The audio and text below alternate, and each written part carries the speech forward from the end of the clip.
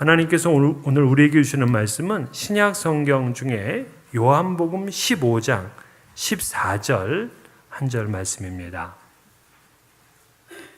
신약 성경 173면에 있는 요한복음 15장 14절, 제가 한번 읽고 그리고 다 같이 한번 읽도록 하겠습니다. 이 계시의 말씀을 봉독할 때 살아계신 하나님의 음성을 들을 수 있기를 바랍니다. 너희는 내가 명하는 대로 행하면 곧 나의 친구라. 다 같이 한번 읽습니다. 너희는 내가 명하는 대로 행하면 곧 나의 친구라.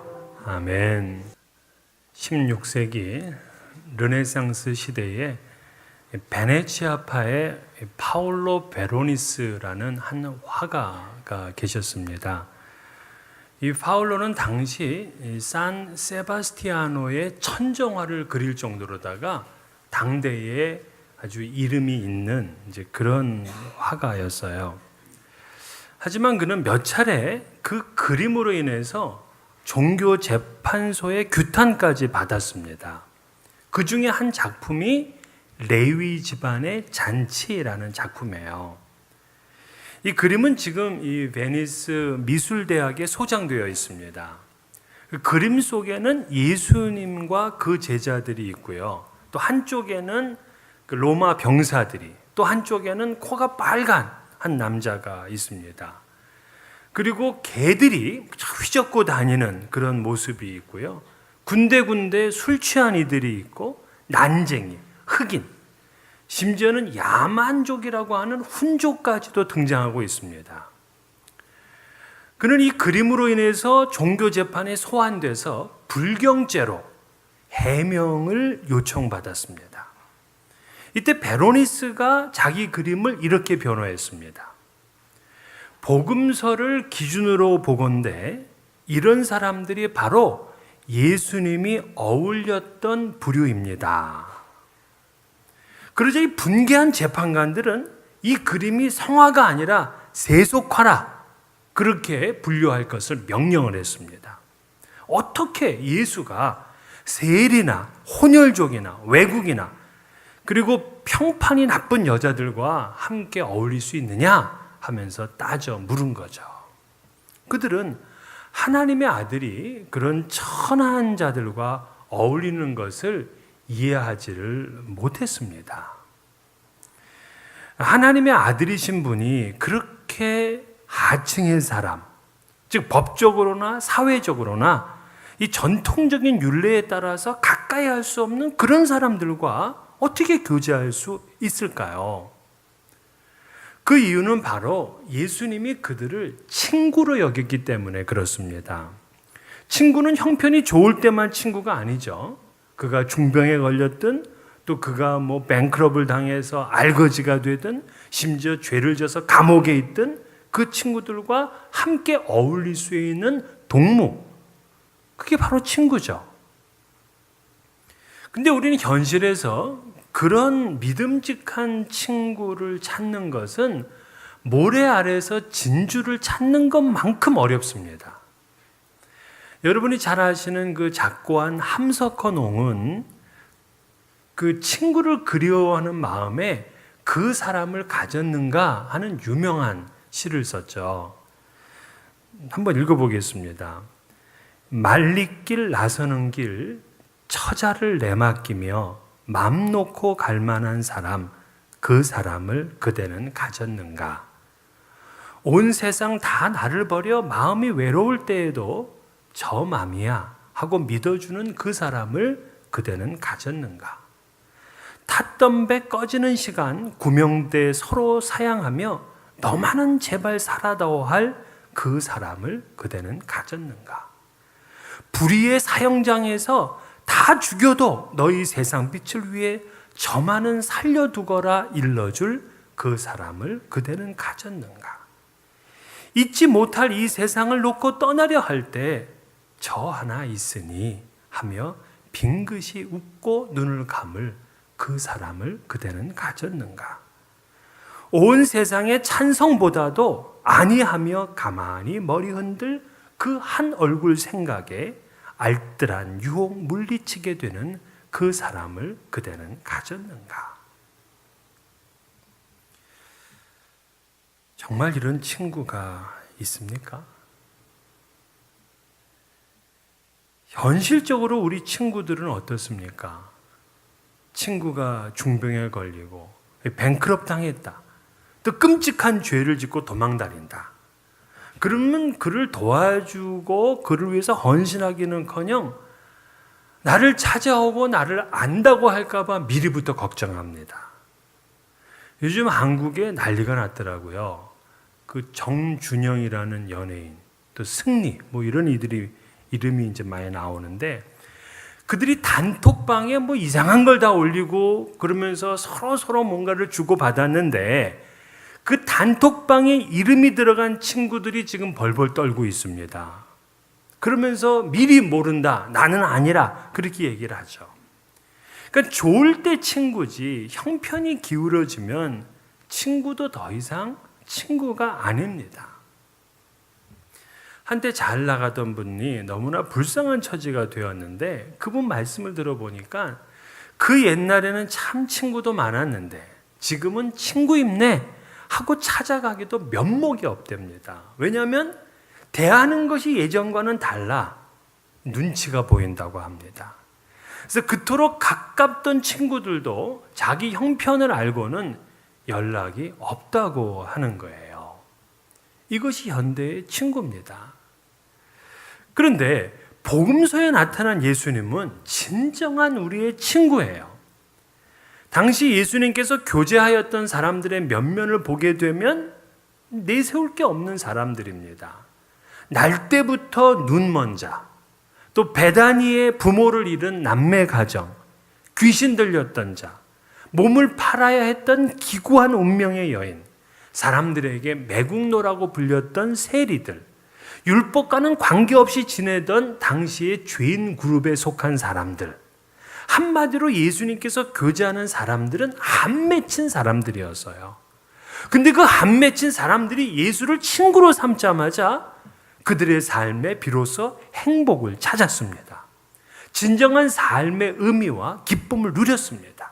이것이 바로 예수님을 친구로 삼은 사람의 복이잖아요. 그런데 예수님께서 너희는 나의 친구야 라고 말씀을 하시면서 한 가지 단서를 붙였습니다. 14절, 너희는 내가 명하는 대로 행하면 곧 나의 친구라. 즉 예수님은 누구라도 찾아가셔요.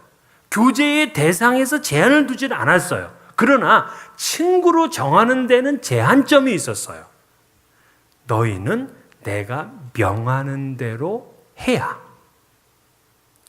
그냥 길에서 마주치는 사람과 마음을 나누는 친구와는 다르잖아요. 그러면 주님을 친구로 둔 사람들은 어떻게 살아가야 되는가? 성경에 그 모델이 있습니다. 신구약 성경 전체를 통해서 하나님께서 내 친구다 라고 한 유일한 사람이 바로 아브라함입니다. 물론 모세는 하나님과 친구처럼 대면했다라고는 했지만 그를 친구라 이렇게 얘기한 적은 없어요. 오직 아브라함 한 사람입니다. 왜? 우리는 이 아브라함의 생애를 통해서 하나님이 자신 있게 내 친구라고 했던 그 비결, 그 이유를 알 수가 있습니다. 아브라함은 믿음의 조상, 또 이스라엘 민족의 태두다, 이런 아주 놀라운 명칭을 가지고 있습니다. 그런데 이분이 그 타이틀을 갖기 전에 삶은 너무나 평범한 삶이었어요. 아니, 평범하기보다는 오히려 좀 모자란 사람이었습니다. 노아, 하나님께서는 노아를 택하여서 그에게 방주를 짓게 하고 그의 가족을 살리셨잖아요. 그 가족을 통해서 다시 한번 인류가 퍼지게 했습니다. 그런데 이렇게 선택을 받기 전에 노아는 이미 출중한 사람이었어요. 성경은 뭐라 그러냐면 노아는 의인이요 당대의 완전한 자라 그는 하나님과 동행하였으며, 그러니까 의인이고 완전한 자고 하나님과 동행한 자야. 그러니 하나님의 선택을 받고 방주를 짓게 하고 그 애를 살려주셨다. 그 이해가 돼요. 그러나 아브라함은 하나님의 부름을 받았을 때 적어도 성경에서 보게 되면 그럴 만한 특징이나 자질이 없었습니다. 오히려 그는 신앙의 거장이 되기에는 부정적인 요소가 많았어요. 왜? 그의 고향, 그의 출신이 우상의 도시였던 바벨론의 우르였습니다. 그래서 여호수아 24장 2절을 보면 그의 아버지 데라가 다른 신을 섬겼다 이렇게 나와 있어요. 그러니까 그는 여호와 신앙의 가정에서 자란 것도 아니야. 또 어릴 때부터 주변으로부터 경건한 신앙의 영향을 받은 것도 아니에요. 게다가 그는 결혼은 했지만 아기가 없어가지고 늘 불안했습니다. 자기 아내는 아이를 낳을 수 있는 상황이 아니었어요. 당시 자식이 없다는 것은 생명이 없는 것과 마찬가지였습니다. 그러다가 첩을 하나 두었죠. 근데 그 첩이 아기를 낳게 돼서는 이 가정에 큰 위기와 갈등이 생겨났다고요. 이런 일들을 보게 되면 이 아브라함이 특별히 어떤 그 선택받을 만한 그 무엇이 없었던 사람입니다. 그럼에도 불구하고 수많은 사람들 가운데서 하나님의 선택을 받았어요. 왜? 하나님의 은혜, 그거 하나밖에 없죠. 근데 선택을 받았다, 하나님의 부름을 받았다, 이게 모두 다 하나님의 친구가 되었다, 이건 아니야. 그러니까 예수께서 제자들을 선택하셨어요. 다 부르셨어요. 그들과 함께 하셨어요. 그러면서 오늘 결론적으로 뭐라 하냐면 너희는 내가 명하는 대로 행하면 나의 친구라. 선택은 먼저 있었는데 친구가 되기 위해서는 조건이 있는 거예요. 아브라함도 선택을 받았어요. 그런데 그가 하나님의 친구가 되기 위해서 그의 아주 분명한 삶이 있었습니다. 그럼 그 비결이 무엇이었느냐? 우리가 오늘 그것을 나눔으로 우리도 예수의 친구로 살아가는 데 부족함이 없는 그런 신앙인이 되기를 바랍니다. 첫째, 그는 어떤 믿음이었냐면 떠나는 믿음, 가는 믿음이라고 할 수 있어요. 하나님께서 처음으로 창세기 12장 1절에서 아브라함을 부릅니다. 그래서 창세기 12장을 아브라함의 소명장 이렇게 부르기도 하는데요. 그때 뭐라고 하냐면 여호와께서 아브라함에게 이르시되 너는 너의 고향과 친척과 아버지 집을 떠나 내가 너에게 보여줄 땅으로 가라 이렇게 얘기를 했어요. 그러니까 하나님이 첫 번째 주신 이 명령 가운데 두 개의 동사가 나오는데 하나는 떠나라, 또 하나는 가라야. 그러니까 예수님의 친구, 하나님의 친구로 살아가는데 첫 번째 스텝은 떠나고 가는 거였어요. 아브라함이 하나님의 벗됨의 시작은 떠나는 것으로부터 했습니다. 이 랍비 히야는 아브라함에 관해서 이런 이야기를 전해주고 있어요. 사실 그 아버지 데라는 우상을 만드는 분이었다 그래요. 그래서 그의 집에는 이 우상이 많았어. 근데 어느 날 이 아버지 데라가 집을 비우게 되면서 이 아브라함에게 가게를 맡겼습니다. 근데 어느 여자 손님이 밀가루를 가지고 와가지고는 이거를 신에게 좀 바쳐달라 하고 부탁을 하고는 돌아갔어요. 그래서 아브라함이 이 밀가루를 받자마자 갑자기 막대기를 들고서는 우상을 때려 부수기를 시작했습니다. 그리고는 그 중에 제일 큰 우상의 손에다가 그 막대기를 쭉 꽂아 놓은 거야. 그런데 아버지 데라가 들어와 보니까 이게 지금 난리가 났습니다. 우상이 지금 다 깨트려져 있어. 그러니까 아들에게 물었습니다. 그랬더니 아들 아브라함이 하는 말, 글쎄 어떤 여자분이 밀가루를 갖다가 놨더니 저 우상이 내가 먹겠다라고 얘기를 하니까 이쪽에 있는 우상이 아니다, 내가 먹겠다 했다는 거예요. 그랬더니 힘센 제일 큰 우상이 막대기로 이 둘을 다 깨뜨렸다는 겁니다.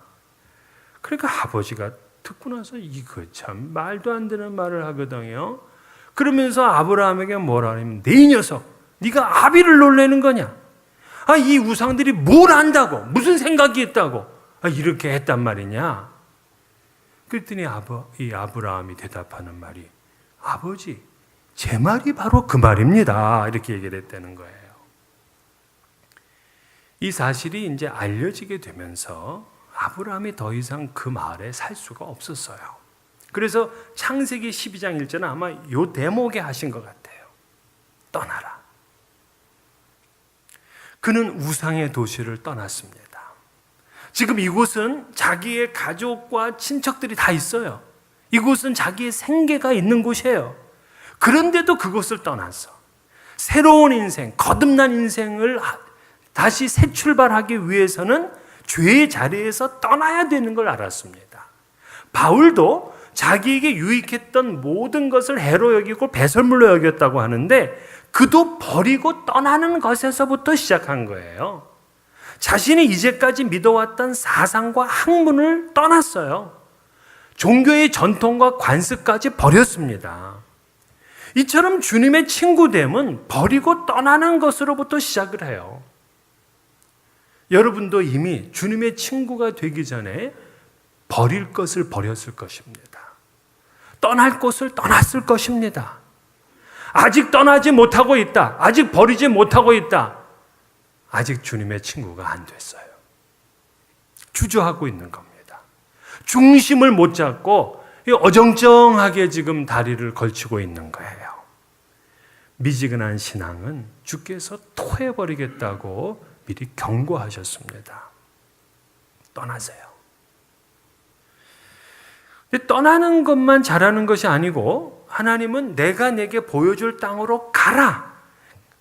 이 가라는 것은 분명한 목표가 있다는 얘기거든요. 그리스도인, 신앙인은 표대가 있고 목표가 있어요. 방향이 없는 사람들처럼 이게 좋다 저게 좋다 하고 왔다 갔다 하지를 않아요.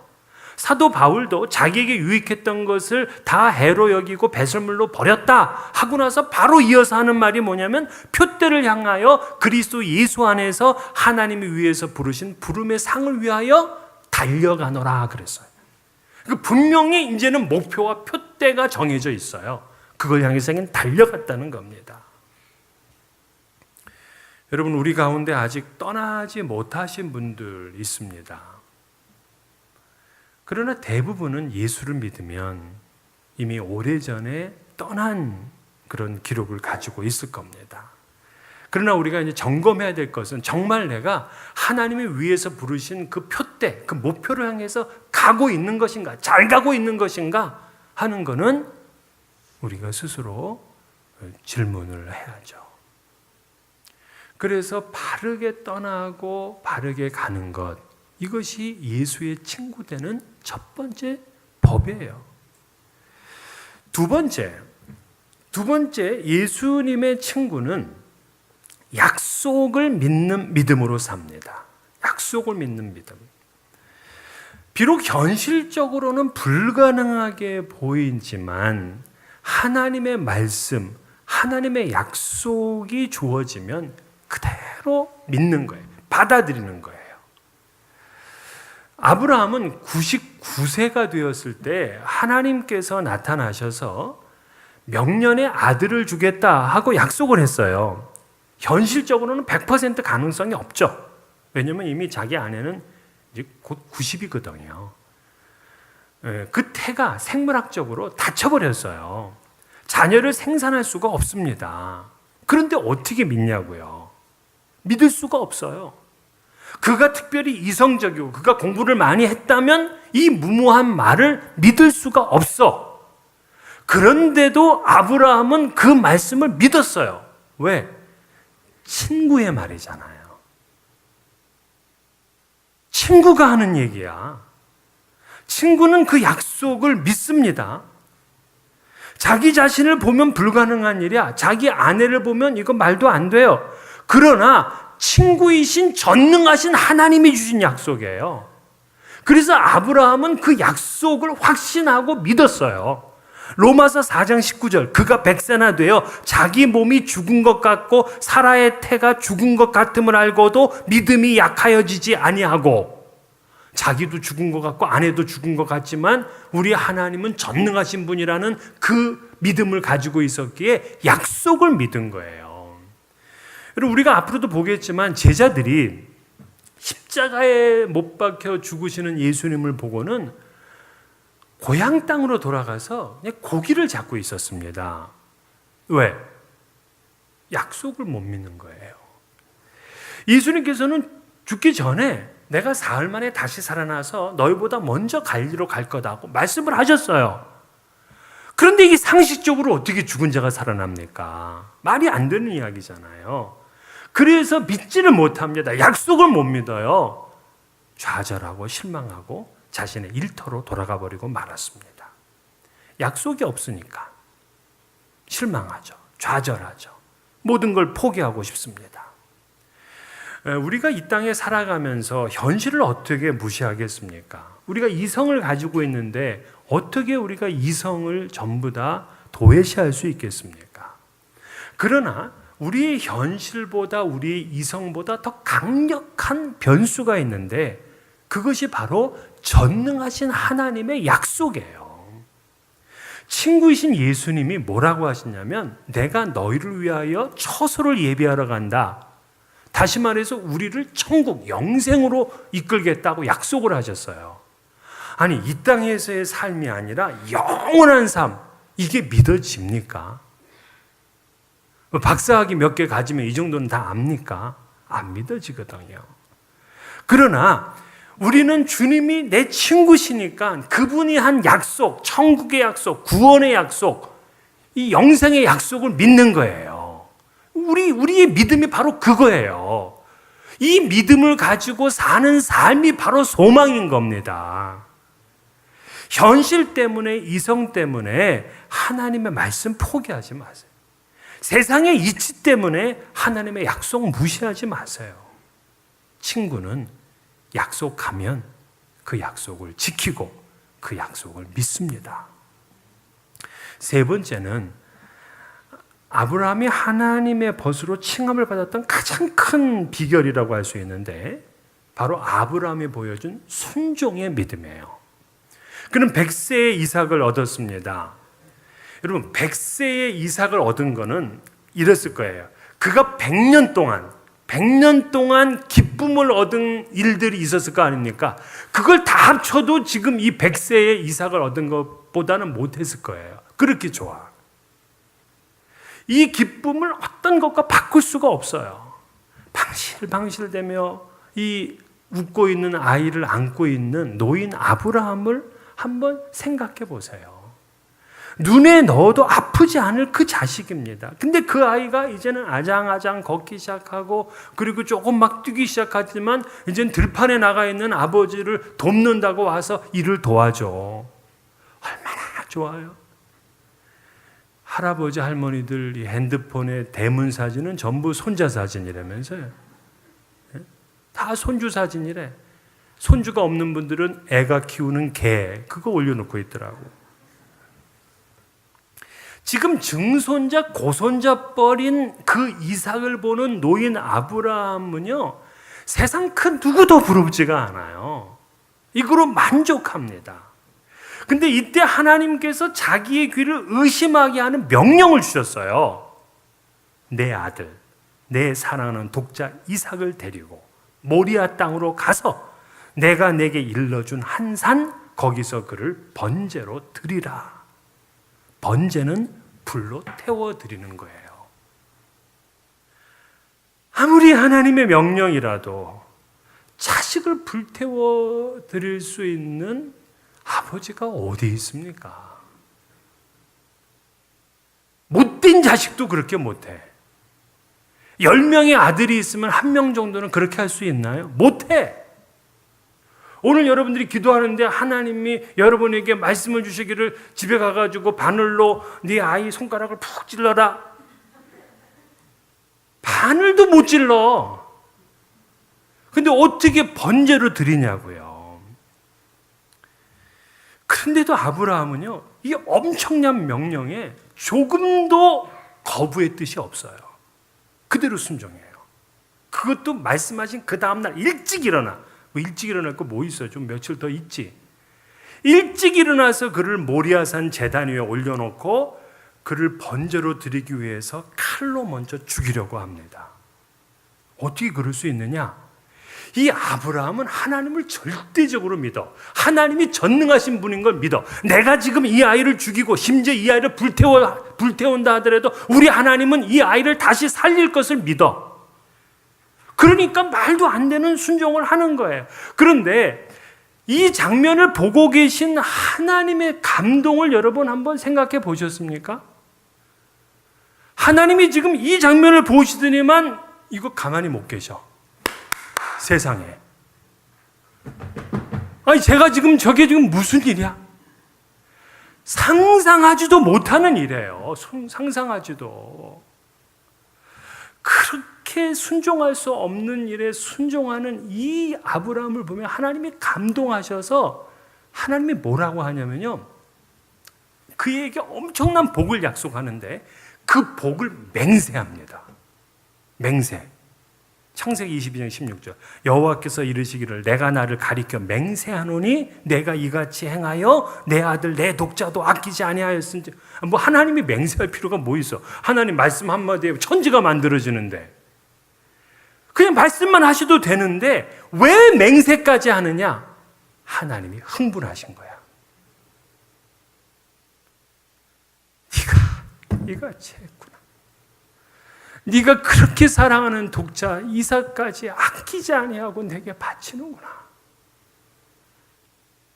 세상에 이런 사람을 하나님이 본 적이 없어요. 아들을 불태워 제사하라는 말씀 순종할 수 없어요. 그러나 아브라함은 믿음으로 그 말씀에 순종합니다. 히브리서 11장 17절. 아브라함은 시험을 받을 때에 믿음으로 이삭을 드렸으니 그는 약속들을 받은 자로 돼 그 외아들을 드렸느니라. 우리가 지난주 새벽 기도회 말씀을 나누면서 참 안타까워했어요. 이때는 이스라엘이 남북 왕국으로 분열이 됐습니다. 그러니까 쪼개진 거죠. 그래서 북왕국은 이스라엘, 남왕국은 유다라 하면서 여로보암과 르호보암 왕이 다스렸어요. 둘 다 우상 숭배를 했습니다. 그리고 그 아들, 여로보암의 아들 나답, 그리고 르호보암의 아들 아비암, 역시 둘 다 우상 숭배를 했습니다. 다윗의 길로 행하라 하고 주님은 말씀했지만 그들은 불순종하고 우상 숭배하며 하나님께 등을 돌려댔다 그랬어요. 그러니까 하나님을 친구가 아니라 적으로 만들어버리고 만 겁니다. 하나님의 친구는요, 하나님 말씀에 노하지를 않아요. 예스합니다. 디모데후서 3장 2절에 우리를 뭐라고 하냐면 그리스도 예수의 좋은 군사라 그렇게 얘기를 했어요. 자, 좋은 군사들 언제나 상관의 명령에 예설합니다. 아무리 힘들고 지쳐있다 하더라도 완전군장에서 연병장으로 집합하면은 완전군장에서 집합해야지. 아, 나 오늘 피곤해서 못 가. 이게 그러는 게 없어요. 오늘 밤은 잠자지 말고 초소를 지키라. 예설합니다. 지금 총탄이 막 날아다니는데도 앞으로 진군하라. 예설합니다. 국가를 위해서 네 목숨을 바치라. 예설합니다. 왜? 좋은 군사니까. 예수의 군사인 우리들도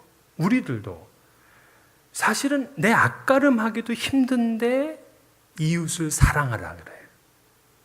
그러면 예설죠. 나는 피곤해서 쉬고 싶지만 봉사하라고 해. 하나님께 나와서 예배하라고 해. 예설합니다.